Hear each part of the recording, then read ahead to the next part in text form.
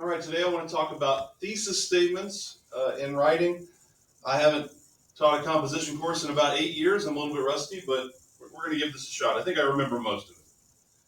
All right, the thesis statement is one of the most important first steps in composition, whether you're writing a paper in middle school, high school, at the university level. The thesis statement is incredibly important. And the thesis statement sometimes is also called a claim or a topic sentence or an opinion or a controversy. It's whatever is the main topic of your paper, whatever your paper is about. The thesis statement is a sentence that states an opinion that can be supported with evidence. If it's not an opinion, and we're talking about an argumentative paper, a persuasive paper, well, then you don't have a thesis statement. If it can't be supported with evidence, you don't have a thesis statement. Your paper should, every sentence and every word should in some way refer back to or support the thesis statement. If it doesn't have anything to do with your thesis statement, it probably shouldn't be in your paper. Just get rid of it. An example of a thesis statement: dogs are better companions than humans. So that's an opinion, because somebody else might have a different opinion. Some people might think that dogs are terrible companions and humans are great. And it can be supported with evidence. We could come up with evidence that dogs are better companions than humans. Now notice I said evidence and I said support. I didn't say prove. We couldn't necessarily prove that dogs are better companions than humans. It's open for debate. In fact, if the matter isn't open for debate, if the opinion isn't open for debate, then it's probably not a very good thesis statement. If clearly there's a right or wrong answer, then what's the point of arguing it? Because it's obvious, if you want to argue that the earth is round, not flat, well, there are people who believe that the earth is flat, but most people long, long ago decided that the earth is a sphere, and it's not really worth arguing about. That's not a very good opinion unless you had some really strong, if you want to argue the earth is flat and you had some really amazing evidence that we've never seen before, that might be a good thesis statement. But for the most part, you want to choose a thesis statement that could be argued successfully either way, for which there's evidence to support it either way.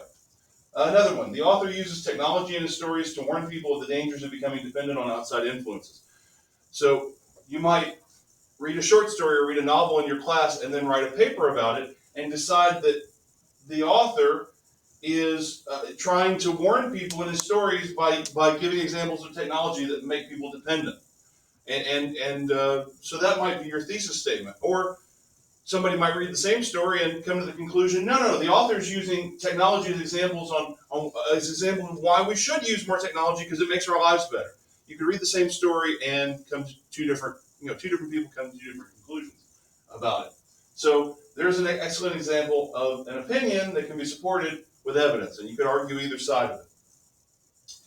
Note that the thesis statement, and it's very difficult for some students to accept this. The thesis statement should be an opinion, but it doesn't have to be your opinion. Even if you think that humans are better than dogs, if you have a lot of evidence to support this claim, then maybe you should write that paper with that thesis statement, even if that's not really your opinion. Because whoever's grading the paper, the instructor, or if you're doing a standardized test, whoever's grading that, doesn't know what your opinion really is, nor does he care. He cares that you can construct a good argument, that you can write a clear thesis statement.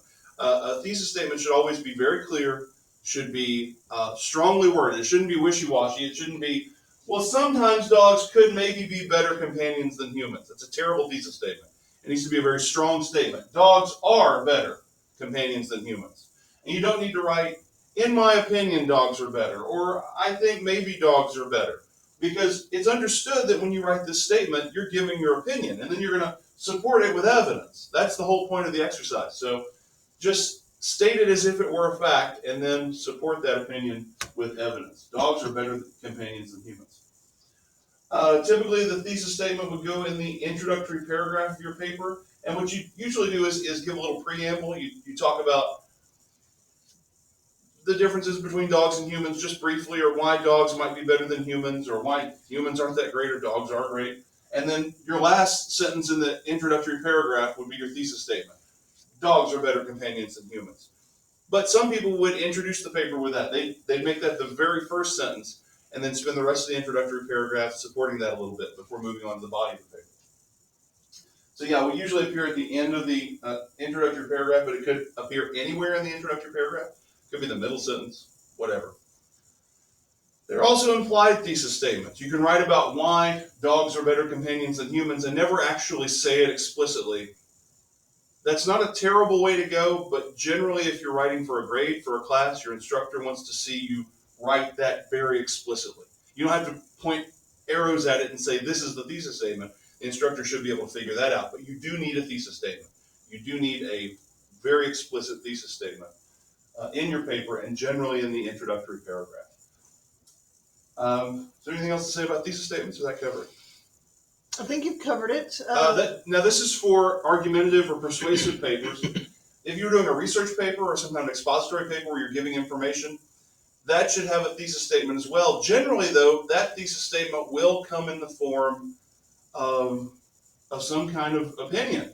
Like you could write a research paper on the life of Captain Cook, very interesting historical figure. And your thesis statement, although this isn't a great thesis statement, could be, Captain Cook led an interesting life. Well, that's an opinion you can support with evidence. So really the rest of your paper is supporting that idea that his life is interesting enough to write about, that we should care. And by the way, if you ever read about Captain Cook, he had a really, really interesting life. In your opinion. That's not opinion, that's fact.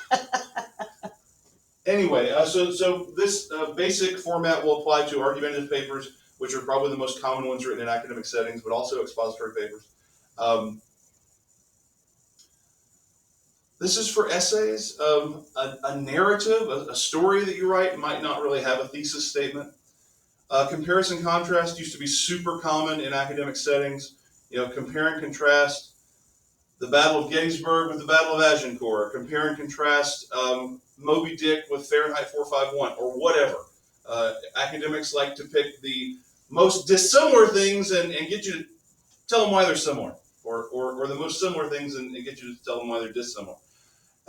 You still in the same vein, if you do a comparison contrast paper, you're going to give an opinion that can be supported with evidence. So yeah, that for a thesis statement is reasonably universal. Does that cover it? Yeah. All right, see you next time.